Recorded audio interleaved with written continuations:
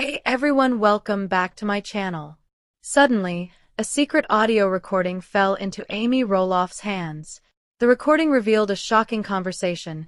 Matt Roloff and Caryn Chandler were plotting to illegally transfer ownership of the family farm. Even more startling, the audio clearly confirmed that Matt had already transferred full ownership of Roloff Farms to Caryn Chandler.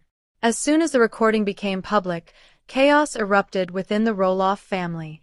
Tensions rose, divisions formed, and the business empire Matt and Caryn built over the years began to collapse overnight. Based on the audio evidence, serious allegations were brought against Matt Roloff and Caryn Chandler, including embezzlement of farm funds, tax evasion, and breach of contract. Soon after, Amy Roloff and Zach Roloff took legal action, formally filing a lawsuit against Matt and Caryn in court. After a lengthy investigation and multiple hearings, the court found the allegations to be true. Ultimately, Matt Roloff faced state prosecution for tax evasion and financial fraud. According to the court's verdict, Matt Roloff was sentenced to 6 months in prison. Let's start from the beginning. It was late September harvest season. The pumpkin fields were full, the visitors were smiling, and the cameras were rolling. But behind the scenes, tension thickened like the fog that settled over the farm. Every morning, Matt was focused almost obsessively on expanding Roloff Farms' operations. He talked about new ownership structures and tax efficiency, words that confused Amy and worried Zach. "Dad's acting strange lately," Zach muttered one evening to his wife, Tori. "He keeps locking his office door, and Caryn's always there late into the night." Rumors spread among the farm staff. Some said Matt was preparing to sell off part of the property. Others whispered that Caryn was slowly taking control of everything: finances, legal paperwork, even marketing decisions. But no one imagined what was truly happening. Meanwhile, Amy tried to stay out of it. She had her own bakery business, her motivational speaking events, and her engagement to Chris Merrick. She wanted peace, not more drama. Until one night, while attending a small charity dinner, Amy overheard something that froze her in place. Two men at the next table were discussing Roloff Farms, not as fans, but as investors. "So Matt already moved the title, right?" "Yeah, Caryn's name is on it now. She technically owns the whole thing." Amy's fork slipped from her hand. The metallic clang echoed louder than the music. Her mind went blank, the words repeating in her head like thunder. "Caryn's name is on it now." That couldn't be true, could it? Later that night, as she sat alone in her kitchen, Amy couldn't shake the feeling that something was terribly wrong. That was when she noticed the small package at her doorstep, the one that would confirm her worst fears. A single flash drive, unmarked, waiting. When she finally pressed play, her heart stopped. Matt's voice came first, calm and deliberate. "No one can trace it back to us. The paperwork's already done." Then Caryn's voice, low and firm. "Good. Once the farm's under my name, everything else falls into place." The words hung in the air, like a sentence waiting to be carried out. Amy sat frozen, tears filling her eyes. The family legacy, the land where her children grew up, had been transferred without her knowledge. In that moment, she knew this was no misunderstanding. This was betrayal. The night after hearing the recording, Amy couldn't sleep. Every time she closed her eyes, she heard Matt's voice again. Calm, confident, guilty. "The paperwork's already done." And Caryn's, "Once the farm's under my name, everything else falls into place." Those words cut through her like glass. At dawn, she sat by her kitchen window, staring at the rising sun over the Oregon hills, the same hills she and Matt once dreamed of turning into a family legacy. Now that legacy felt poisoned. Chris Merrick, her fiancé, found her still in her robe, laptop open, coffee untouched. He asked gently, "Amy, what's wrong?" She hesitated. She didn't want to believe what she'd heard. Finally, she whispered, "Someone sent me something and it changes everything." Amy played the recording for him. The moment Caryn's voice filled the room, Chris's jaw tightened.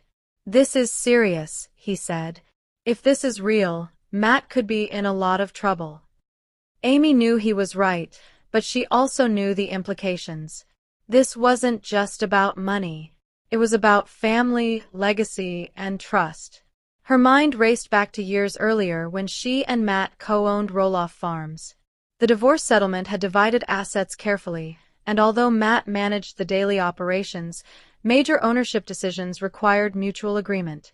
If he had transferred ownership to Caryn without legal notice, it wasn't just betrayal, it was fraud. Amy decided to verify it herself. She drove straight to the Washington County Land Registry office.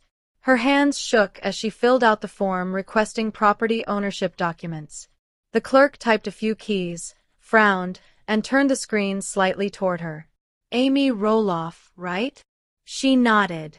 "Well, according to the system, Roloff Farms is now registered under Caryn Chandler Holdings, LLC. Amy felt her heart drop. It was real. Matt had actually done it.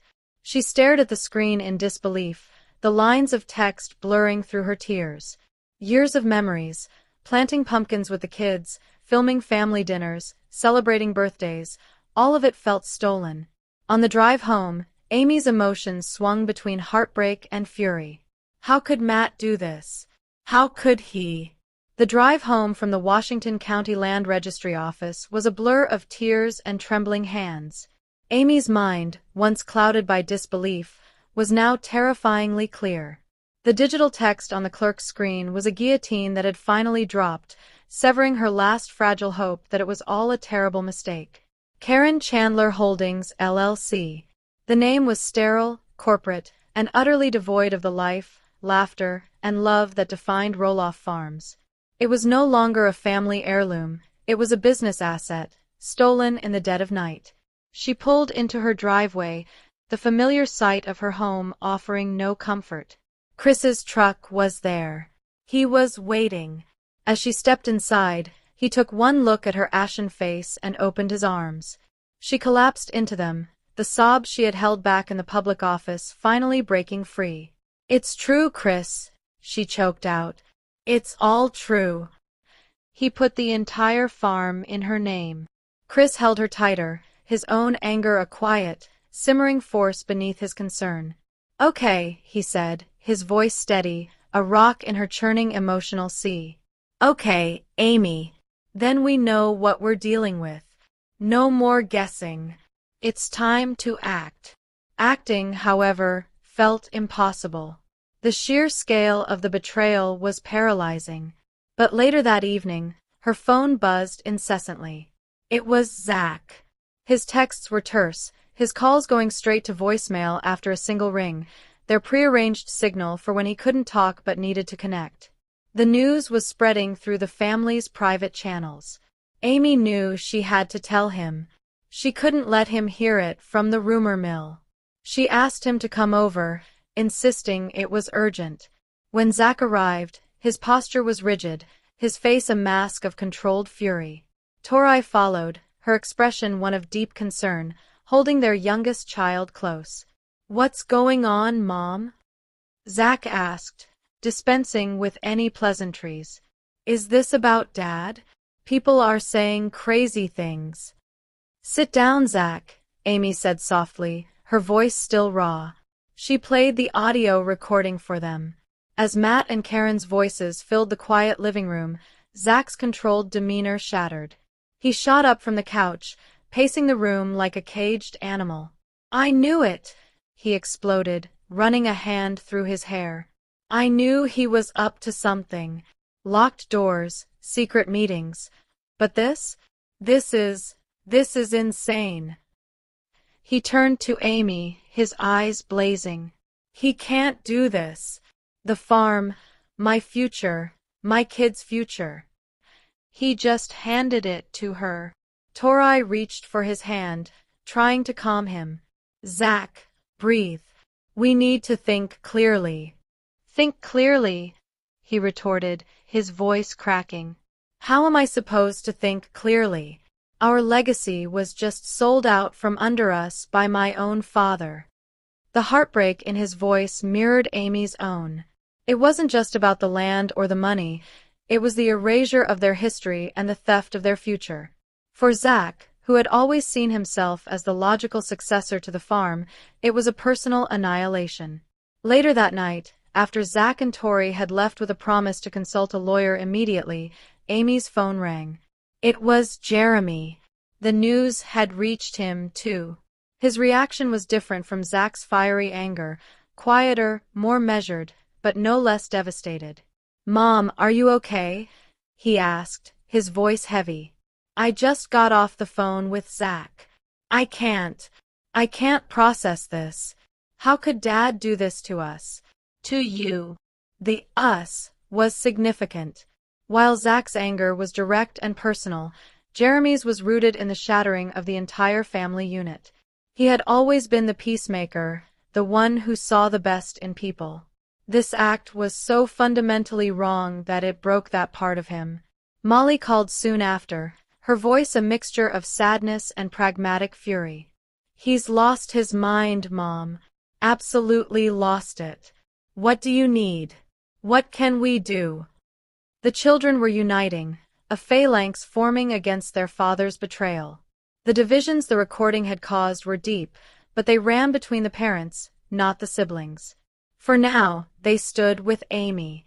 The following week was a whirlwind of tense meetings in mahogany-paneled offices. Amy and Zach, together, hired a formidable civil litigation firm specializing in corporate fraud and family law. Their lead attorney, a sharp, incisive woman named Evelyn Reed, laid out the grim reality. Based on the divorce settlement, the farm was held in a specific legal structure, Evelyn explained, her pointer tapping a complex diagram on a whiteboard. While Matt had operational control, he was legally prohibited from unilaterally transferring ownership. He was a co-owner and a fiduciary. By transferring the title to an LLC solely controlled by Caryn, he has committed blatant fraud and a serious breach of his fiduciary duty.